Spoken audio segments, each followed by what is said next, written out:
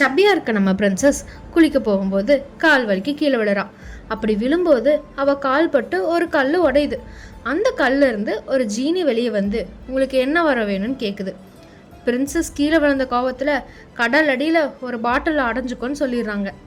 இப்படியே 1000 வருஷம் போகுது.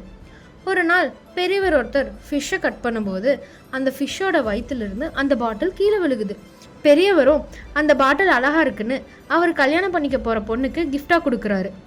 ஹீரோயின் பாட்டிலை ஓப்பன் பண்ணி பார்த்தா அதிலிருந்து ஜீனி வந்து உங்களோட விஷ் என்னன்னு கேட்குறப்போ ஹீரோயினும் அவளோட ஃபஸ்ட்டு விஷாக இந்த உலகத்தில் இருக்க எல்லா நாலேஜும் எனக்கு வேணும்னு சொல்கிறாள். என்னதான் அவளுக்கு நாலேஜ் கிடைச்சாலும் அவள் டக்குன்னு டயர்டாயிடுறா.